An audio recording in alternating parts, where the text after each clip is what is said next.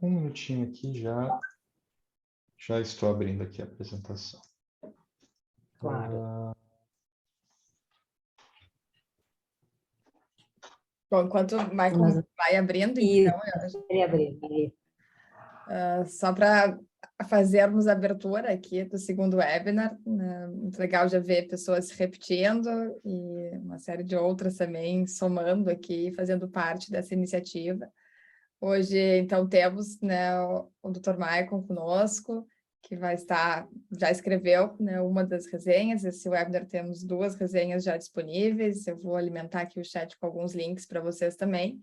E o tema é justamente discutir as diretrizes para o uso, né, de Real-World Data and Real-World Evidence no processo de ATS.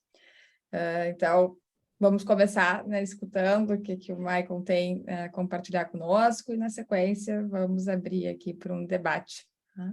Então, desde já, muito obrigada, Michael, por estar aqui conosco. Deixa eu só fazer uma introdução breve do Michael. O Michael, a gente se conhece há bastante tempo, né? Michael, não posso dizer que ele foi meu aluno, porque senão eu ia parecer muito velha, mas quase isso. Mas Michael, clínico, né, medicina interna de formação, tive a oportunidade de conhecer ele já jovem, depois ele fez a vertente para epidemiologia, teve a oportunidade de fazer a pós-graduação no programa de pós-graduação da epidemia aqui da Universidade Federal do Rio Grande do Sul, e desde cedo o Michael se interessou por questões relacionadas à revisão sistemática, à busca das melhores evidências que transformam a prática clínica. Isso foi tema tanto do mestrado, doutorado, né, Michael? Teve a oportunidade de participar, e eu diria, participa ao longo da sua trajetória de diferentes iniciativas, junto com gestores públicos, quer seja o Ministério da Saúde, Agência Nacional de Saúde, a ANS, e mesmo em programas de pesquisa com o PROAD, foi funcionário e hoje é pesquisador, consultor do Hospital Moinhos de Vento, aqui em Porto Alegre. Mas eu acho que o grande mérito do Michael era não tanto se apegar às instituições, mas ao que ele acredita em relação às evidências científicas e como elas podem transformar o sistema de saúde. E ele conseguiu fazer isso numa trajetória com colaboração internacional muito forte e que deu muito respaldo na voz dele para o que ele tem para contribuir conosco. Então, só te agradecer, Michael, aí, por estar com a gente. Nós estamos discutindo hoje o que eu considero limite do conhecimento. Provavelmente vai falar por que eu estou dizendo isso na sequência, mas bacana que está todo mundo aqui ouvindo o que a gente vai estar conversando. Obrigada, Michael. Obrigado pelas palavras, Carize, sobre ser professora e a idade, entregar ou não. Eu lembro que quando eu era estudante, tu eras a professora mais jovem do departamento. Então, na verdade, isso fala muito mais de ti do que qualquer outra questão. E, bem, acho que outra questão a gente, e acho que é o meu perfil, o seu perfil, o perfil da Ana, somos inquietos, né? Acho que a gente acaba tendo múltiplos interesses, vontade de estar construindo um pouquinho, indo atrás do que a gente acredita e essas próprias iniciativas e tudo que o IATES representa hoje, representa dentro de ATS para o nossa construção de conhecimento nacional é algo que é louvável. Eu tenho o prazer de estar envolvido em iniciativas de IATES quase desde do seu nascimento, mas acho que a partir de 2009, mais ou menos, estava envolvido, então lá se vão quase 15 anos de ATS. Tentar ser relativamente breve em relação a esse assunto, falando um pouquinho sobre evidências de mundo real e como isso pode estar sendo inserido dentro do mundo de ATS. Estão vendo minha apresentação? Bem, aqui estão meus conflitos de interesse. Basicamente, acabo trabalhando com todo mundo, mas as informações aqui apresentadas, elas representam a minha visão pessoal e não teve interferência de terceiros na elaboração dessa apresentação. Acho que é importante a gente colocar aí na minha opinião pessoal, dentro da medicina, o maior avanço, o avanço de maior impacto na história foi a randomização, foi a constituição dessas metodologias de tu conseguir isolar o teu efeito inerente a uma tecnologia, seja lá o que for, de uma forma mais sistemática e de uma forma que consegue eliminar grande parte dos vieses, especiais vieses de confusão.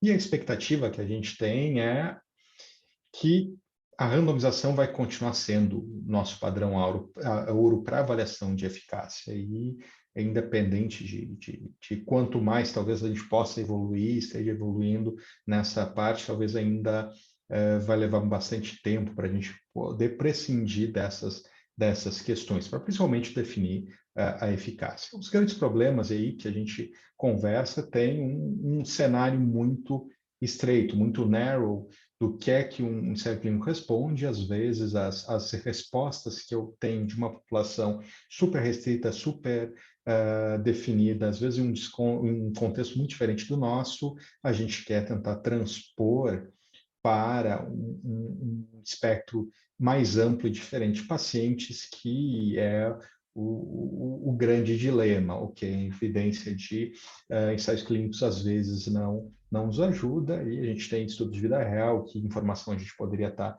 completando aqui. E aí a gente entra um pouquinho na questão de evidências do mundo real, e costumo brincar, se a gente faz um painel com 10 experts em evidência de mundo real, no final a gente vai chegar a 20 definições diferentes do que é que isso significa, né? Então, se for ver, o que mais tem são definições amplas e elusivas, e a gente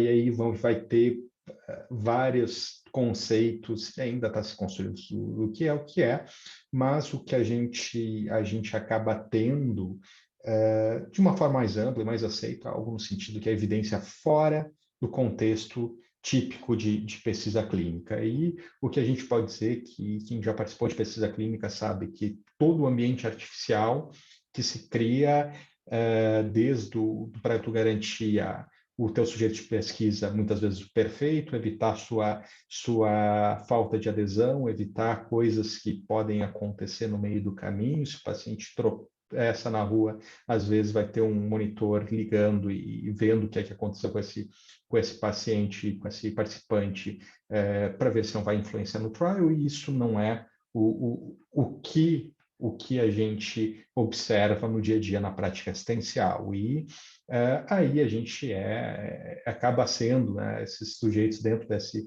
contexto típico, os ratinhos em gaiolas e não os pacientes do sistema. E nesse caso, a gente pode abranger diferentes tipos de dados.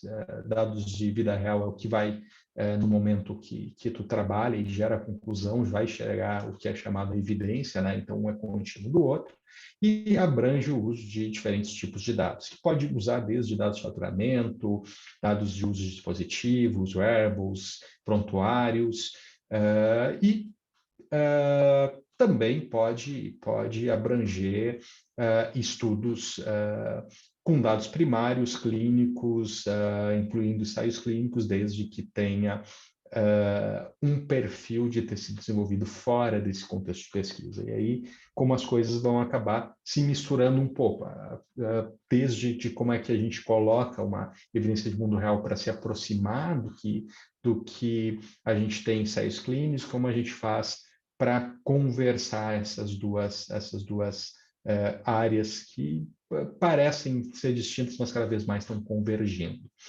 E uma coisa importante, e talvez é o que mais a gente se preocupa agora, no termos de eficácia e efetividade, ele pode complementar e fechar gaps que a gente tem em ensaios clínicos, permitindo uma maior generalização. Em relação a definições, talvez a definição mais aceita é as definições do FDA, que diz que são dados coletados de rotina a partir de diferentes fontes, e pode incluir dentro da evidência do mundo real, incluindo ensaios clínicos e estudos observacionais. Então, é importante a gente entender que que é muito mais amplo do que simplesmente a gente pensar que o estudo de mundo real, que a gente vai fazer ou vai conseguir a partir de uma base de dados e é isso. Não, na verdade envolve algo muito mais amplo e dentro de uma gama e a gente pode a gente pode ver, até parece às vezes o conceito um pouco deturbado, como se os ensaios clínicos viesse de um mundo irreal. Não, eles faz parte e pode ser cada vez mais inserido dentro dessa nossa prática. E um dos grandes problemas ou overuses que poderia ser o focar nesses dados provenientes de dados não feitos em um ambiente adequado de pesquisa, dizendo, olha, que isso é muito importante por nos dar uma informação mais direta do que está acontecendo. Isso, de certa forma, esconde, mascara todos os medos e preocupações que a gente tem que ter sobre riscos sistemáticos, vieses em estudos dessa natureza. Então, e hoje, muitas vezes, a gente está vendo esse trade-off, e se for colocar o trade-off, na grande maioria dos casos, as perdas de confiabilidade que a gente tem cada vez mais com vieses sistemáticos, às vezes ele não ganha ou não compensa a evidência direta frente a esse ambiente de pesquisa que a gente tem em estudos clínicos. Uma questão, e isso vem se trabalhando há bastante tempo, é tu tentar aproximar muito mais ensaios clínicos de estudos de vida real. Então, em vez da gente ter algo que esteja nesse ambiente de pesquisa e dissociado da prática clínica, a gente pode simplesmente tentar aproximar tanto a coleta quanto a assistência dentro de um ambiente mais próximo do assistencial. E agora, na Covid, a gente observou muito com algumas iniciativas. Uma que merece bastante destaque é o Recovery, que era uma iniciativa do NHS, onde, basicamente, os pacientes que eram atendidos no NHS, eles tinham a possibilidade de estar entrando num trial que avaliou diferentes drogas para a COVID, e era um trial adaptativo em plataforma que mudava-se os braços e os sistemas de alocação conforme era necessário, e que todo esse paciente, desde a sua coleta de dados a cuidados, era feito dentro do sistema de saúde, e a única diferença para alguém que não estava nesse sistema de saúde era a randomização. Então, é um exemplo de como as coisas podem se conversar e cada vez vão conversar mais no momento que a gente pode estar automatizando desde essa coleta de dados a partir de wearables, a partir de redes sociais, a partir de registros integrados de prontuário eletrônico que podem ser usados tanto para te dar respostas de pesquisa como tua necessidade assistencial e assim por diante. E aí há muita questão para se trabalhar e gerar sinergia entre esses dois lados. Simplificando e talvez indo um pouquinho mais nessa questão de definições, a gente pode considerar como uma evidência obtida fora do ambiente controlado de ensaios clínicos exploratórios, que é realizado em contextos representativos da prática clínica. Os ensaios clínicos sempre vão continuar com o seu espaço, e aí tu tem um trade-off. O viés que estudos de vida real podem trazer versus a generalização que os estudos podem trazer e talvez, e na minha opinião, na grande maioria dos casos, a balança ainda está pendendo mais para a necessidade de ensaios clínicos nessas questões. Big Data, Machine Learning, Deep Learning, inteligência artificial, podem ser fonte, fazer parte do processo analítico, mas não é o convencional na grande maioria dos casos, e hoje, basicamente, a gente está desenvolvendo essas metodologias que ainda estão relativamente distantes, principalmente no nosso meio, a fazer parte do dia a dia. Então, a gente vai começar a ver essas mudanças mais para frente. O teu tipo de evidência pode ser os mais variáveis possíveis, indo desde a parte clínica, que foi o que a gente conversou um pouquinho nos slides anteriores, talvez nem seja o que está mais sendo utilizado e mais importante nesse momento em relação a estudos em relação à ETS, questões relacionadas à parte demográfica, market share, taxa de utilização, burden of disease, há valores de preferência de pacientes, como qualidade de vida, outros frames que poderiam ser, de alguma forma, estruturados a partir dali, parte econômica, desde a parte de utilização de recursos, das empresas, produtividades, e essas fontes podem ser vindas de dados existentes, seja dados administrativos, a uma coleta de dados primária, que pode ser desde wearables a ensaios clínicos. Em ATS, e talvez seja a principal questão que eu vou desapontá-los, quem vinha em busca de resposta, na verdade, veio a ser convidado para uma discussão, e cada vez mais a gente está tentando, olhando na mesma direção. Olha, é importante a gente estar incorporando um pouco mais tipos de informação dentro do nosso processo de decisão, só que ainda é muito incipiente, e tu não tem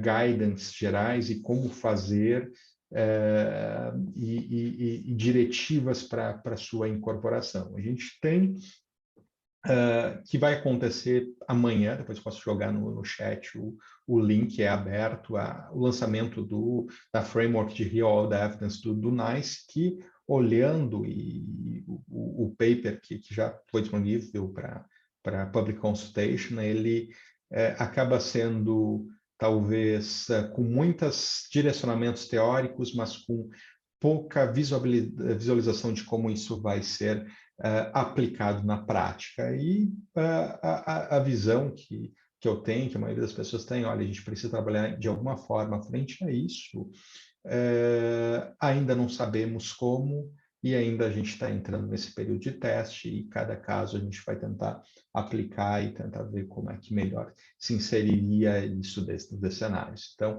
a gente está, nesses momentos, cada vez mais longe de uma receita inicial de bolo, mas precisando colocar bastante senso crítico em o que é que faz sentido dentro disso. Em ATS, a gente tem alguns locais que parecem ser os mais promissores, e se for pegar a parte de eficácia clínica, ele serve bastante como uma fonte complementar aos ensaios clínicos, dando maior validade externa. Então, se eu tenho dados de ensaios clínicos que são confirmados ou vão na mesma direção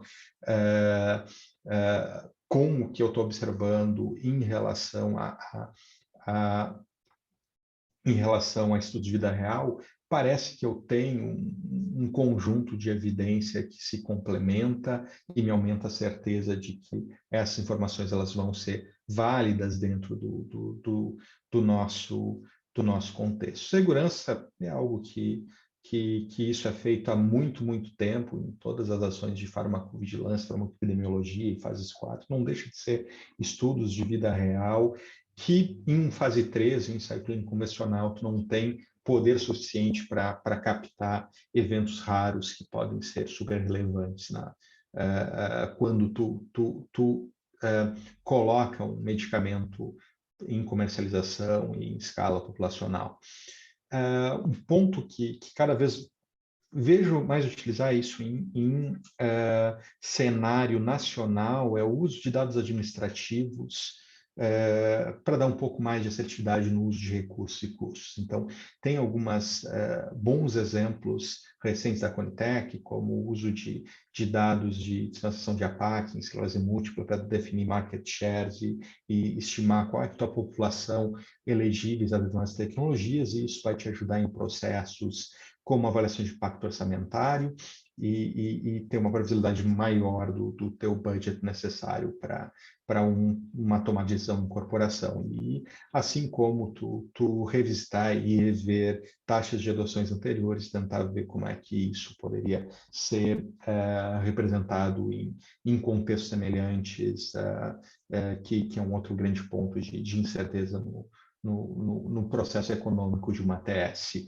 Assim como também dados epidemiológicos e carga de doença, que cada vez mais a gente vê uma dinâmica, seja por envelhecimento da população, seja por novas mudanças de fatores de risco, como aumento de obesidade, seja por cenários que viram jogos, como o próprio Covid, que a gente está vivenciando, que está levando uma outra gama de acometimentos e talvez mude um pouco perfis de burden, outros tipos de complicações que vão estar associadas ao long COVID, e hoje a gente consegue aferir de uma forma mais rápida e de uma forma maior, utilizando esses dados administrativos que a gente tem. A gente pode estar pensando em de uma forma um pouco mais, um horizonte maior, estar utilizando uso de prontuários e estratégias, às vezes, de conhecimento de linguagem natural e outros para coletar, por exemplo, prems e proms a partir de registros não estruturados. É importante, às vezes a gente não utiliza dados relacionados à infraestrutura de serviço no momento de determinar uma incorporação, uma proposição de cobertura. É importante saber como é que se eu vou conseguir efetivamente ter isso com uma capilaridade necessária dentro do meu sistema e quais são os gaps que eu vou precisar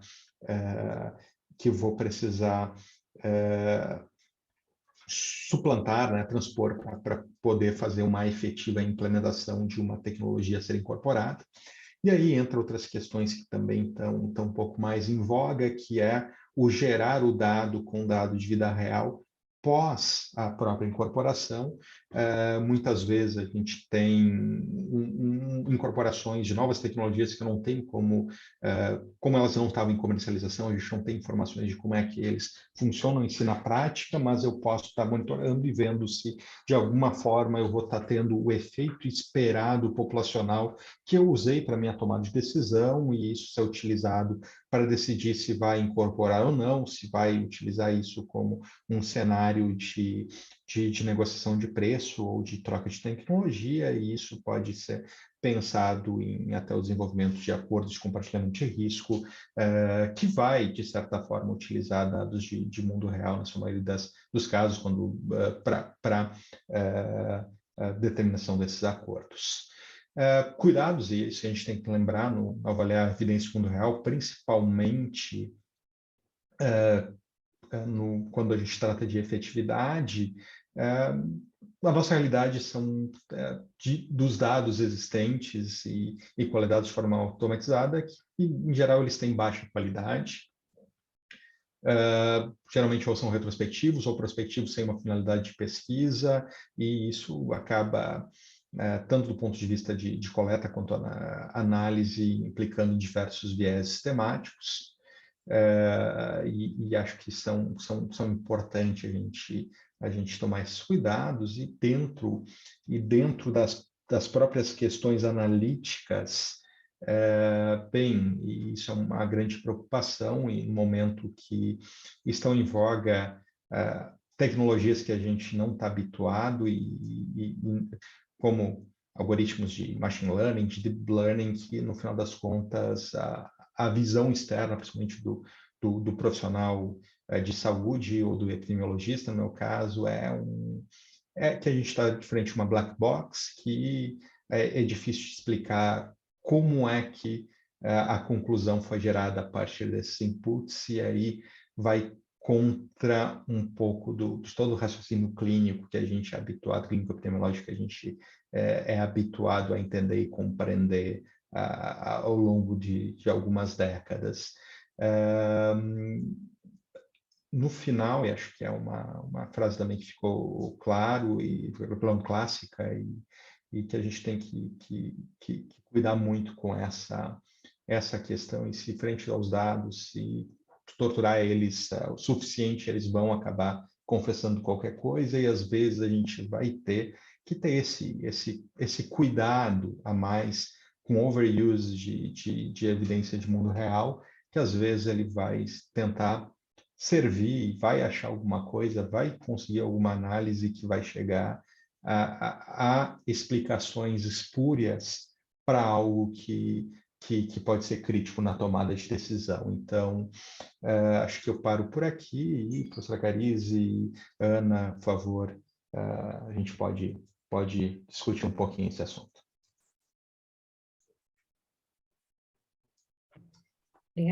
Obrigado, Michael.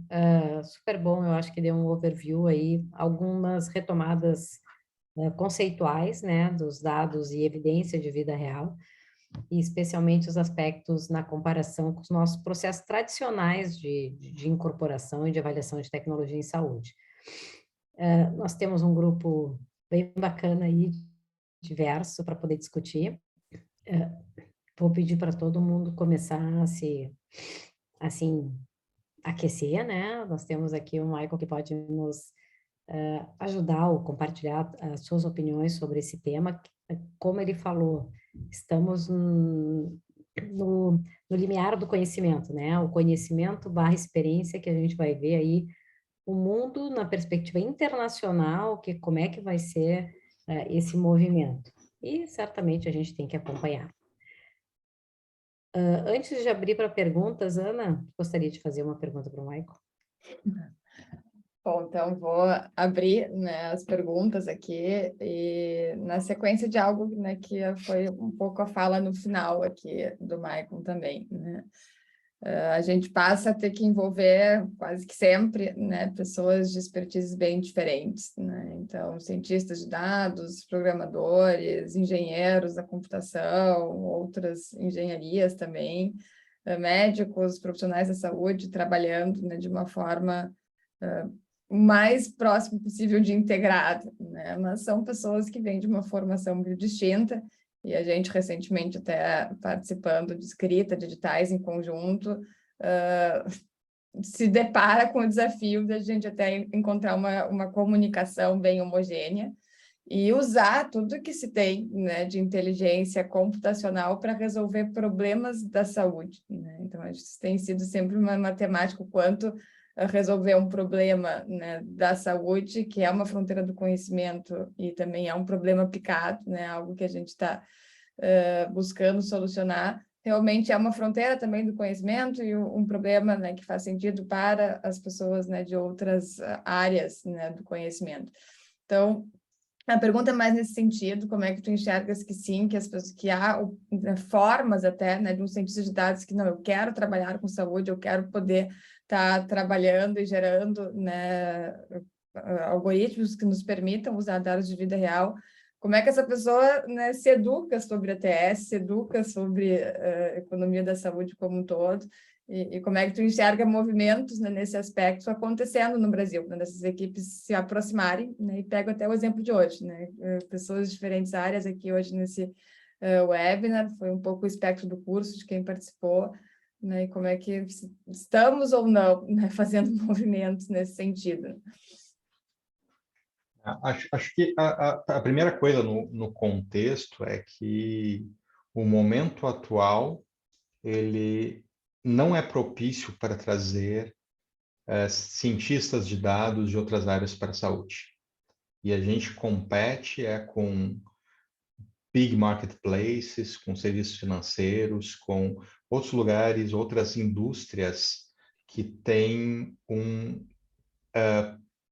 interesse comercial e capacidade de investimento muito maior.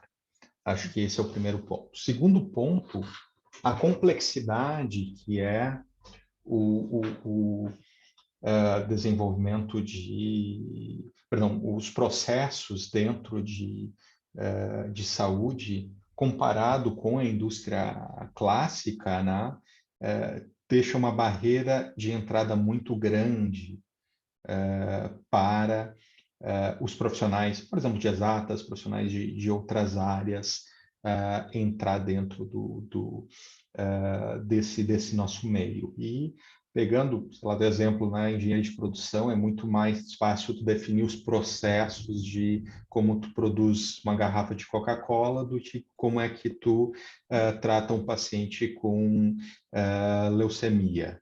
Ou seja, tua padronização, teus processos, eles são completamente diferentes. A Ana riu, só para comentar, ela riu da Coca-Cola para a nossa produção de saúde. Né? Mas tu falei errado. Não, claro Não que sei, não, eu né? não produz Coca-Cola, mas eu imagino outras pessoas da indústria que têm o trânsito nas duas já me fizeram essa analogia, não é minha, mas os nossos processos são muito complexos. E aí tu tem a necessidade do teu profissional de exatas, digamos, de outras áreas, se interessar pela saúde, apesar da pressão econômica financeira de te levar para outras áreas, e se apropriar que vai ter um learning curve muito maior dentro da saúde do que tu espera em outras áreas, e isso é desafiador. E aí, a minha percepção é que o que a gente espera talvez vai ser um pouco do contrário. A gente vai ter que cada vez mais ir para a linha, como profissional de saúde, incluindo para a linha de ciência de dados, do que nesse momento esperar que os raros casos de cientistas de dados que querem vir trabalhar na saúde façam esse movimento. Então, acho que tem que ser uma mão dupla nesse ponto. Outra questão, em frente a isso, a gente tem que identificar e, de certa forma, o desenvolvimento ele segue, de alguma forma, muito mais do que a ideologia ou o dinheiro, o financiamento, o fomento. Então, a gente precisa de iniciativas, e aí pegando dentro de universidade, agências de saúde, etc., um direcionamento que é estratégico para a gente, se essa parte de ciência de dados, o quão estratégico é, e na parte de saúde, o quanto que a gente vai estar investindo dinheiro nesse ponto, assim como indústria, o quanto é que é estratégico no nosso core business, o desenvolvimento disso como sinergia aos demais partes do negócio. Então, não existe uma resposta simples para essa questão, mas enxergo dessa forma. Tu tem que ter, de certa forma, desenvolvimento do ponto de vista, financiamento, de certa forma, uma atratividade para tu gerar essas modificações. A gente tem que sair um pouco da nossa zona de conforto, tentar se apropriar como profissional de saúde, já que a gente não tem esse movimento tão amplo, a gente tem essa concorrência tão grande. E só fazendo um complemento, né, e trazendo ao tema diretrizes, né, o quanto as próprias diretrizes já não podem trazer direcionamento sobre isso, né, a necessidade de envolver essas pessoas, perfis, né, não digo nem formações, mas requisitos de conhecimento, né, que podem ser incorporados e buscados para se trabalhar, né, com modelos confiáveis, né, curados, que respeitem também uma questão ética que a gente está sempre discutindo dentro dessa temática. Só para complementar um comentário da Isabel, que está aqui conosco, Isabel Cristina Reimer, não sei se eu falei só certo, ela trabalha em ATS Nefrologia, o tema dela é doutorado, e ela realmente está trabalhando numa equipe multidisciplinar. Ela tem um outro ponto, e depois a gente vai pedir para ela participar aqui com a gente sobre a opinião dela.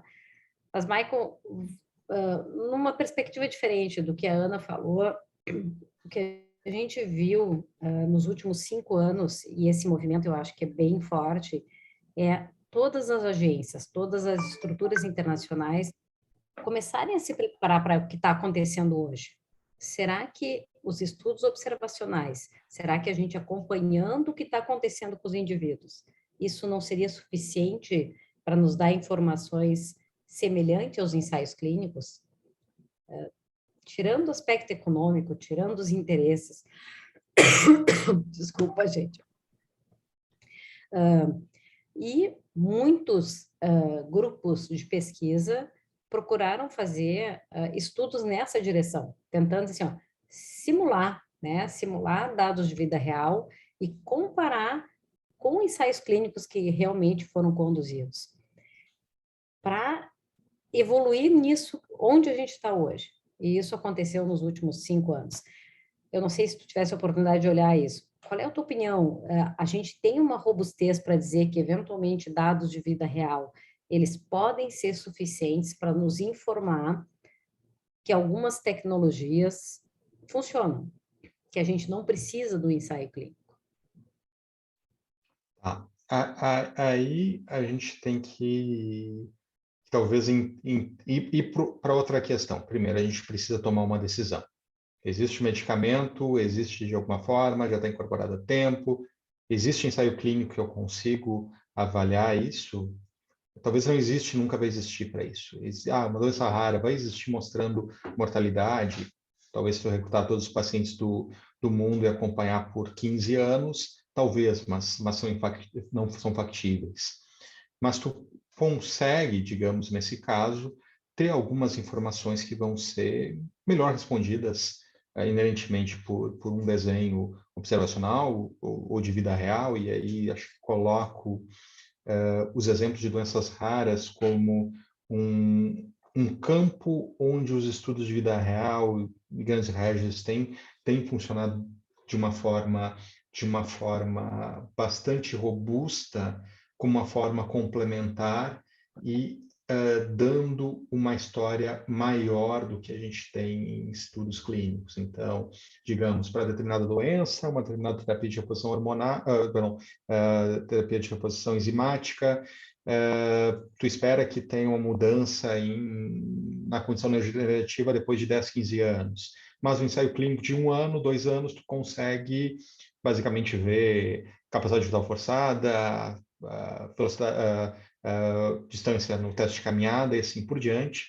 E tendo esses indícios, esses sinais, talvez é o suficiente para tu já começar a oferecer essa tecnologia para um número maior. Às vezes até tu perde a tua questão da tua equipoise, que é o que baseia tua necessidade de ensaio clínico. Olha, existe essa equipolência, eu não sei o que é melhor, por isso que eu estou testando, e no momento que eu tenho indícios para esse lado, seja de estudos observacionais, seja de desfechos substitutos, eu já tenho isso desequilibrado e eu não posso mais considerar o mesmo princípio. Então, o que se vê é, olha, esses estudos de vida real estão mostrando que a longo prazo está tendo desfechos como sobrevida, ventilação mecânica, etc., que eu não consigo observar em um ensaio clínico nesse caso. Então, acho que esse é um ponto interessante. Outra questão, e talvez vai ser fácil, a gente vai encontrar vários exemplos de estudos observacionais que replicaram, olha, aqui, exatamente igual ao estudo clínico, e é uma regra que funciona até a gente achar exemplos que não funcionam bem assim, né? E a fisiopatologia das doenças são tão complexas e tão longe do nosso compreensão ainda de todas as vias e o que é que está acontecendo ali, que é muito difícil tu modelar isso adequadamente de uma forma que talvez vá te dar uma resposta acurada, que a gente vai não prescindir mais de estudos clínicos, ainda mais num cenário que cada tecnologia incremental, a mais que está se criando, está surgindo com riscos relativos cada vez mais limites e pequenos em relação de magnitude de benefício, e é muito mais difícil a gente observar esses eventos dramáticos nisso. Então, essas são minhas preocupações. Talvez a gente ainda seja cedo para a gente dizer, olha, a gente confia nisso. Não sei, talvez em algum momento, e com uma grande quantidade de dados, e talvez esses modelos, de novo, eles precisam de muitos dados, e como é que o Facebook identifica melhor se tal pessoa é tu mesmo, ou é tua irmã, ou alguém melhor do que tu mesmo faria, porque tu tens uma quantidade de dados absurdas para fazer essas questões. E em saúde, primeiro, pela variabilidade de informações que tem e a variabilidade de condições que tem, etc., vai ser muito difícil na maioria dos casos, conseguir dados suficientes para tu ter algoritmos precisos e não prescindir mais dessas formas clássicas de avaliação. Então, minha opinião pessoal, talvez nesse horizonte de 10, 20 anos ainda tem muito para se tirar de ensaios clínicos e deixar eles sim, mais eficientes, mais próximos de uma vida real e assim por diante, né? Talvez nessa linha, fazer um comentário breve, além de, como falei, de platform trials como recovery e cenários de vida real, onde tu está inserindo estudos, cada vez mais tu vai ter a visão do que é chamado trials adaptativos, que a gente vai ter a modificação do seu desenho conforme vai acontecendo a sua evolução. Então, digamos, uma nova droga, eu não sei se é melhor ou pior, eu começo na minha randomização 1 para 1. Depois de X tempo, eu recrutei alguns pacientes, eu vi que tal medicamento ele tem 70% de chance de ser melhor, então, dentro do princípio de equipoise, o que eu vou estar fazendo nesse caso? A minha randomização vai ser 7 para 3. Então, vai ter 70% de chance de tomar uma medicação que teria 70% de chance de ser mais efetiva. Até que, no final, quando se chega na conclusão, naturalmente, todo mundo estaria recebendo a intervenção mais efetiva. Então, a minha visão, talvez a visão mais próxima, é que princípios de coleta de dados de vida real, de tratamento de vida real vão estar sendo incorporados em ensaios clínicos e vão estar dando respostas que juntem um pouquinho os dois mundos. Obrigada, Michael.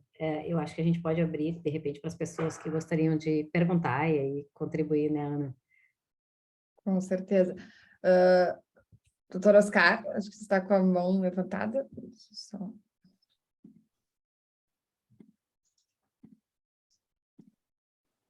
Sim. Bom, primeiro, boa noite a todos. Eu queria cumprimentar o pessoal da empresa por estar organizando esse evento, acho fantástico. É uma área que nós estamos começando, só deixa eu me aprender, eu sou urologista, eu atuo basicamente na área assistencial mesmo, mas eu sou de um núcleo, eu sou o diretor do núcleo de inovação e tecnologia do Hospital Universitário aqui dentro da cidade universitária, e tem um centro de treinamento em cirurgia minimamente invasiva e urologia em Botucatu, na Unesp, né? E nós apresentamos um projeto aí para o edital de vocês, que eu achei que foi muito bom, e eu, ouvindo o Maicon falar sobre talvez nós nos apropriarmos dessa dinâmica de análise dos dados, de trabalhar com esses dados do mundo real, eu tenho um pouco de dúvidas em relação a isso, e eu me colocando nessa posição, sabe, em termos de conseguir fazer esse tipo de avaliação, de análise, e tratar esses dados como um cientista de dados faria. Então, aí eu concordo com a Isabel quando ela colocou, é o que nós fizemos quando nós apresentamos o nosso projeto no edital. Eu fiz uma parceria com o pessoal da academia também, e aí é onde eu quero chegar, né? Será que não seria o caso de muitos projetos eles serem levados dentro da academia, onde você tenha a disponibilidade de trabalhar tanto o profissional de saúde quanto o cientista de dados e tirar o melhor de cada um deles nesse cenário, tá? Então, esse talvez seja, que me parece, eu que estou dentro da universidade, me parece que talvez esse, e eu acho que imagino que a Isabel seja o mesmo caso, mas que esse talvez seja o cenário que me parece mais atraente, né? E que talvez no final da jornada nós cheguemos à conclusão que esse talvez seja o cenário mais produtivo, né? Em termos de resultados. Eu queria colocar além disso, né, dessa pergunta que eu estou endereçando para o Michael, eu queria colocar algumas questões, se vocês me permitem. Eu queria saber como vocês veem de utilizar essas plataformas do FDA e o NICE, por exemplo, para a nossa realidade aqui no Brasil.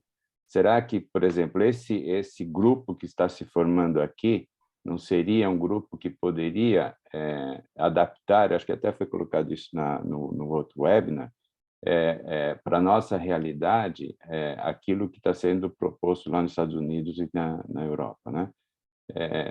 porque existem algumas particularidades, até os próprios bancos de dados nossos, que talvez não sejam tão robustos quanto os deles, mas adaptar isso para a nossa realidade. Como é que vocês veem isso? E eu queria saber se vai existir a possibilidade de nós fazermos parcerias, sabe? Porque eu, ouvindo algumas pessoas, no webinar anterior também, de características de algumas pessoas que falaram, em termos de, principalmente, de conhecimento até dos bancos de dados, o próprio DataSUS, que a gente não domina tanto. Eu tenho, por exemplo, meu cientista de dados, mas nem eu, nem ele conhecemos tanto o DataSource, como eu entendi que algumas pessoas que falaram no webinar anterior conhecem, né? Se a gente poderia, eventualmente, realizar parcerias e levar alguns desses projetos que não foram contemplados no edital para frente a partir dessas parcerias. Tá? Obrigado pela oportunidade e realmente eu acho que é uma iniciativa louvável e eu espero que seja muito produtiva de vocês. Obrigado, viu? Obrigado, acho, pelas colaborações, comentários nisso. Acho que tem um pouco de crítica ao modelo de desenvolvimento e empreendedorismo dentro de universidade, que a gente tem N barreiras que não permitem, desde parcerias público-privadas, ou desenvolvimento de patentes, ou não que impedem, mas que deixa muito árduo esse processo. Então, pensando em capital humano, em pessoas com tempo e horas dedicadas, se a gente conseguisse canalizar isso dentro de iniciativas acadêmicas, dentro de parcerias acadêmicas, seria ótimo. Infelizmente, a gente não tem talvez essa cultura de desenvolvimento inserida nas universidades aqui no Brasil, como a gente tem em outras realidades, Estados Unidos, assim por diante. Então, são modelos diferentes que talvez, não é o caso, talvez, de muitos de vocês que estão agora quase 8 da noite nesse webinar, mas às vezes talvez a gente tenha um comodismo exagerado dentro de universidades e são poucos aqueles que tentam fazer algumas mudanças. E, desculpa, não estou fazendo generalização, mas é uma percepção e o sistema ele não valoriza adequadamente aquele que desenvolve produtos, desenvolve patentes, busca o desenvolvimento de novas soluções e às vezes não te dá sustentabilidade, financiamento e recursos para tu conduzir essas iniciativas. E fazer qualquer coisa sem funding, sem dinheiro, sem captar pessoas, bem, é complicado, né? Então, por isso que enxergo talvez algumas parcerias público-privadas, questões como essas que vem sendo como um direcionamento. Então, acho que nesse ponto, mas, sei lá, a gente joga poker com as cartas que vem na mão, né? A gente tem talvez uma mão não muito forte, mas vamos tentar fazer o mais produtivo com isso, né? Pode falar. Fala. Não, eu concordo com o que o Oscar falou, certamente eu sou médica, a gente não tem condições nem de perto de atender a todas as demandas de um projeto desses, cada vez mais multidisciplinar, realmente integrando. Muito incipiente nas universidades, Michael, mas eu acho que, eu sou meio otimista, está mudando, eu acho que as áreas estão se dando conta que é importante essa interação, senão a gente não vai evoluir nessa temática, então eu tenho esperança aí que vai melhorar, mas não quero me estender. Temos duas pessoas que gostariam de contribuir, o Júlio e a Isabel. Júlio, tu quer começar? Opa, boa noite, pessoal, todo mundo. Primeiro, gostaria de agradecer. A palestra foi muito legal, contribuiu bastante para o meu aprendizado. E me apresentando rapidamente, então, meu nome é Júlio, né? E eu sou médico pela Santa Casa e também estudei física na Unicamp, né? Então, depois de 12 anos só estudando, eu entrei no mundo corporativo há uns 3 anos atrás, já nessa pegada de startup, de inteligência artificial, big data, etc., com esse desafio de, bom, o que dá para fazer aqui com dados na área de saúde? E, bom, tive vários aprendizados aí, e aí hoje eu já descobri que eu tenho que seguir o caminho de abrir uma startup e fazer o projeto da visão que eu acredito e tal, que vai muito em linha com aquela... não tem uma vontade muito grande dos principais decisores de seguir um caminho mais disruptivo nessa área de saúde, né? Quando a gente fala de desenvolvimento de produtos, etc., né? Mas o que eu queria era fazer uma contribuição com o olhar de quem vive muito essa camada de dados, né? Essa camada mais de arquitetura de dados, né? Desenvolvimento de Big Data e etc., né? Nessa camada, todo mundo que trabalha com Data Analytics hoje, em todas as indústrias e tal, está enfrentando uma mudança de paradigma hoje, quando a gente fala das questões das criações dos pipelines, de tratamento de dados, não sei o que, porque a gente viu que muitos projetos, né, não deram muito valor, não geraram muito valor por conta de questões de qualidade de dados, daquele dado que você precisa no final, né, para aquele projeto de negócio que você estruturou, aquele dado nunca existir, né? Então você trabalha em cima de inferência de dado e tal, e você nunca consegue ter uma qualidade da análise que você gera. Isso não modifica o mundo, né, real. Você não tem um output que você usa lá daquela análise que você fez e você modificou o mundo, você melhorou o mundo. Não tem isso, né? E as pessoas elas estão começando a olhar para justamente essa fase transdução do mundo real para o mundo digital, que é a coleta da informação, né? Que é você ir lá no mundo real e como que eu tiro e o que eu tiro desse mundo real para digitalizar e transformar numa informação que eu vá depois poder compartilhar para os meus sistemas, né? Então, tem muita gente olhando hoje para um novo paradigma arquitetural das construções dos sistemas de captura de informação. E isso não é só na saúde, né? Em outras áreas também. Então, nesse sentido, aquela pergunta que foi feita anteriormente, desculpa, o nome, foi acho que a Carice que fez, né? A pergunta sobre se os estudos de real world evidence poderiam um dia ter uma eficácia ou substituir em algumas linhas os estudos clínicos. Eu acho que o primeiro passo é a gente mudar o paradigma de coleta de informação ali na ponta, né? E trazer uma riqueza de captura de informação clínica semanticamente rica já no processo de ingestão de dados. Então, isso é uma fala um pouco mais técnica, né, do ponto de vista de sistema de informação, mas é isso, o dado de saúde, ele precisa nascer já com uma semântica definida, enriquecida, porque esse dado ao longo do processo, né, do pipeline, ele vai perdendo a granularidade e a qualidade dele, né? É um processo em que você está colocando um monte de dado ali para passar em filinhas mais rasteiras. Então, é muito importante que ele já nasça com uma qualidade de dados muito alta. Então, esse é um pouco do que eu venho, do que eu acompanho, né, do mundo de dados, né? E que, claro, que eu estou com esse desafio de implementar isso na saúde e tal. E bom, essa é a minha contribuição aí para o pessoal. Tá bom? A colocação foi perfeita. E acho Exatamente. que... E aí vem um pouco dos problemas que a gente tem e dentro de ATS, guidance, revisão temática, outras coisas, e nós como metodologistas, né, professor Gariz e muitos outros estão aqui, é muito difícil, voltando de novo, tu vender projetos de métodos, tu desenvolver projetos de métodos e tu achar pessoas a fim de encarar essas questões. Então, a pessoa não quer saber, usando exemplos de estudos que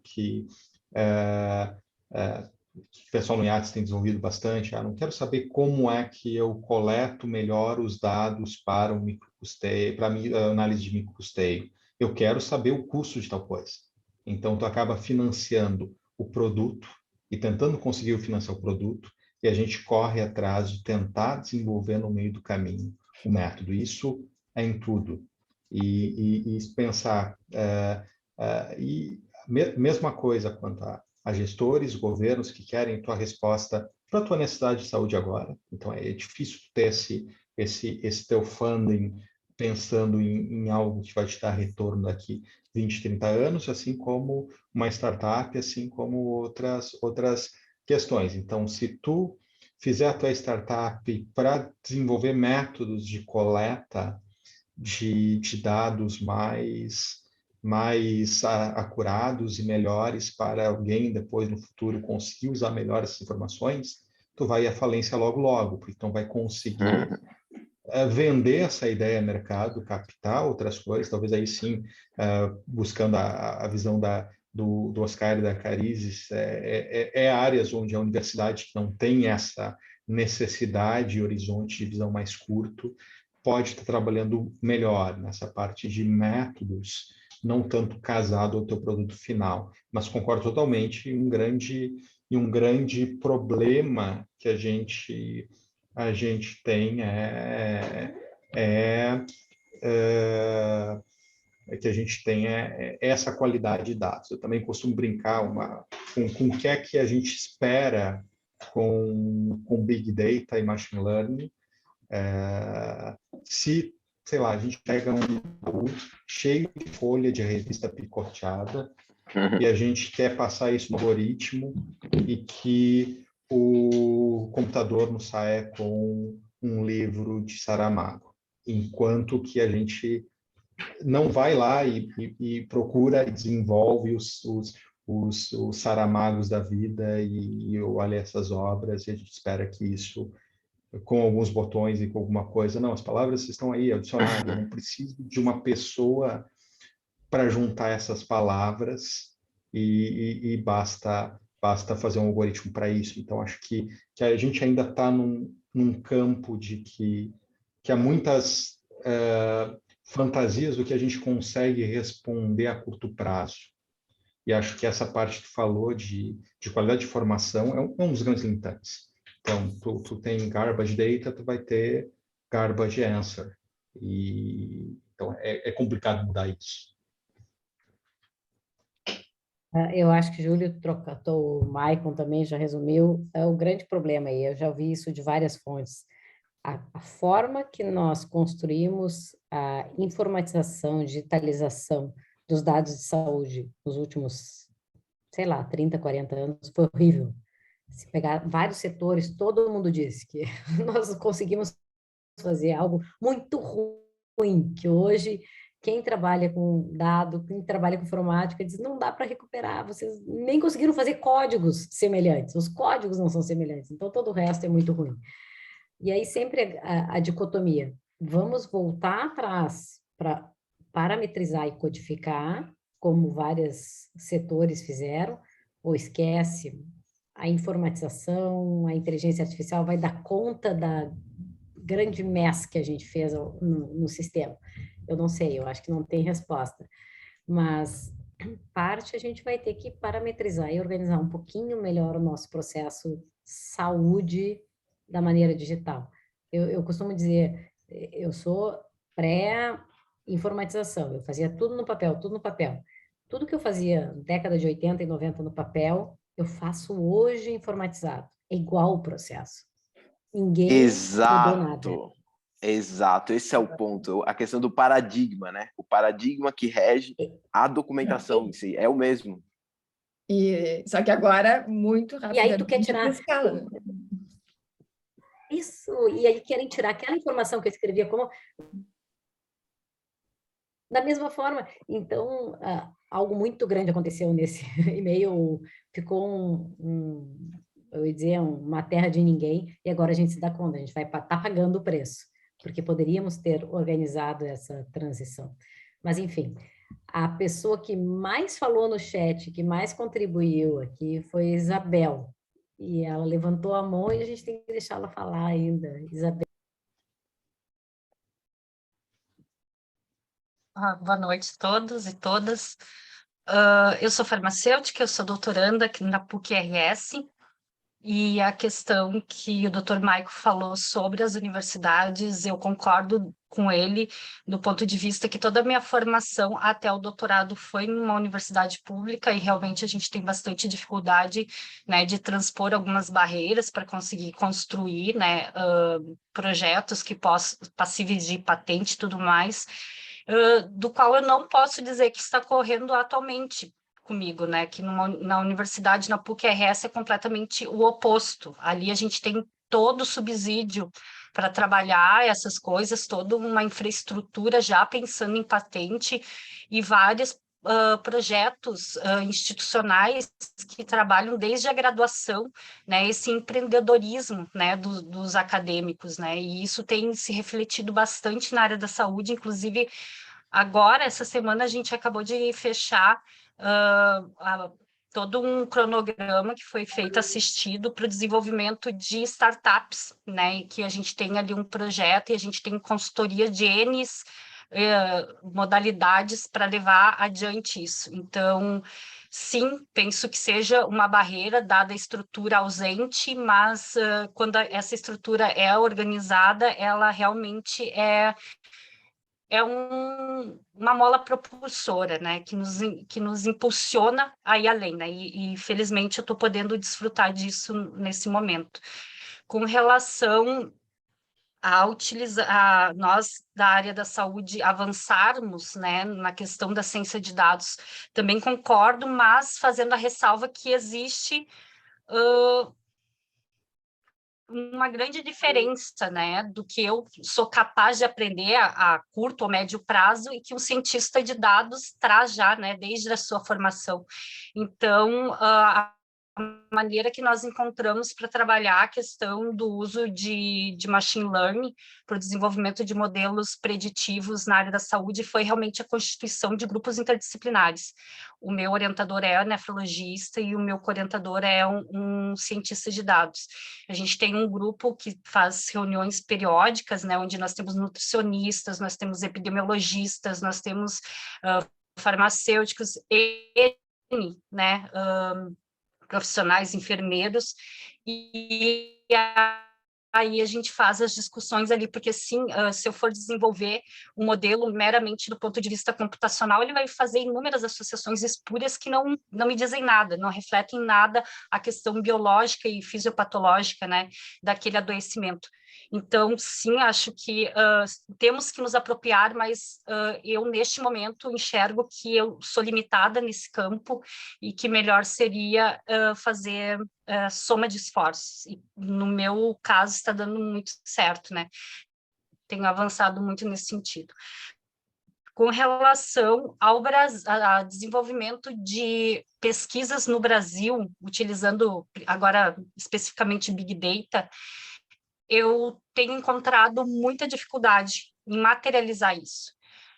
O que eu consegui para fins do meu doutorado foi a parceria com um grupo de pesquisadores de uma outra universidade, de uma coleta de dados de pacientes em hemodiálise de 23 unidades do país, mas por meio de uma empresa privada, né? Então, foi todo esse trâmite para conseguir pegar esses dados de uma empresa e poder desenvolver esses modelos, porque eu não conseguia avançar em conseguir esses dados por meio dos órgãos públicos de saúde. A questão do DataSUS e a minha vivência com o DataSUS, ele tem N ressalvas, né? Eu sou especialista em vigilância em saúde, então eu trabalhei muito a questão das bases de dados públicas de saúde, e tem muitas limitações da gente poder desenvolver um modelo, porque o modelo vai aprender com os teus dados. No momento que eu estou colocando uma base de dados ali com erros importantes, eu vou desenvolver um modelo muito falho. Então, a gente conseguiu, por meio de uma parceria com um grupo privado, coletar esses dados, e estamos desenvolvendo esse modelo. Então, nesse momento, a questão das métricas, né, de acurácia, F-School, a questão de recall, sensibilidade, especificidade, não é meu problema. Eu estou desenvolvendo modelos com métricas muito elevadas nesse sentido. Mas qual que é o meu problema? Eu estou fazendo o treinamento e o desenvolvimento desses modelos, mas eu preciso de uma amostra muito maior para fazer a validação, que é colocar esse modelo rodado numa outra amostra, para que ele não fique muito ajustado aos meus dados, e ele só consiga enxergar o que está ali nos meus dados, porque ele vai aprender com os meus dados. E eu vou ter que fazer um controle para que ele não fique muito sensível, muito específico nos meus dados, que no momento que eu colocar eles na vida real, eles vão só errar, eles vão ser falhos. E aí, para mim poder fazer essa validação, eu preciso de um contingente muito maior de dados, que eu não estou conseguindo ter acesso, e que isso provavelmente vai ser o meu pós-doc, né? Mas que desde já está me deixando bastante angustiada. E, para finalizar, a alternativa que a gente tem criado é um consórcio entre pesquisadores, do ponto de vista de instituir um repositório de dados. E aí entra exatamente a última fala que foi dita aqui. No momento que eu faço um repositório com N pesquisadores, e talvez para além do Brasil, pesquisadores de fora do Brasil, eu tenho toda a questão de me preocupar como foi a coleta, como é que é a curadoria desses dados, porque aí, a depender da forma como isso é realizado, fica muito difícil de eu fazer essa reutilização. E é uma das diretrizes, né, para a pesquisa do futuro pós-pandemia, é a reutilização de dados. É entendermos que boas partes das pesquisas aqui no Brasil são financiadas por órgãos públicos. Então, seria de muito bom grado que eu pudesse disponibilizar esses meus dados para que outros pesquisadores também pudessem utilizá-los, né, numa forma de reutilização de dados e de maximização dos recursos de pesquisa. Mas isso, na área da saúde, eu tenho me dado conta que é difícil. Eu tenho um grupo de pesquisa que está trabalhando só no desenvolvimento de um repositório de dados, e aí a gente se dá conta que a gente bate em várias questões da área da saúde, porque a gente não tem uma legislação ou diretrizes que nos orientem a como fazer isso na prática, que eu acho que também foi muito do que foi dito aqui, né? A gente tem vários repositórios muito exitosos no mundo afora, mas que são de dados interdisciplinares, não são da saúde. Eles nem ao menos exigem que tenha lá uma vinculação daqueles dados a um projeto que passou por um comitê de ética em pesquisa. Os dados são colocados lá, dados de pacientes, né, que tem a gente sabe que teria que ter toda uma normatização. Então, me desculpa estender a fala, mas são coisas que eu tenho vivenciado bastante na minha prática e que eu encontrei aqui nesse espaço um local muito fértil para poder compartilhar e ouvir a opinião de todo mundo. Obrigada. Obrigada, Isabel. Acho que o Júlio levantou, mas daqui a pouco a gente já ia encerrar. Só para comentar, eu acho que vários dos aspectos que tu colocaste são a realidade de quem está começando a usar dados de vida real para levantar informações que possam subsidiar aí o sistema de saúde.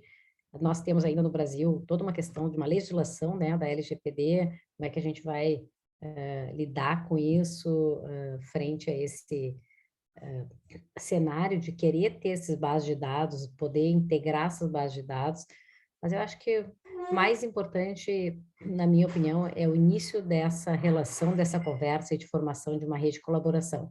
Eu vi que não foi o Júlio, acho que foi o Oscar que colocou aqui no chat já, disponibilizando o grupo de pesquisa que ele, né, trabalha. Acho que vale a pena a gente começar essa integração. Alguém gostaria de fazer comentários finais? Nós já passamos da nossa 1 horinha aí. Ana, Maicon.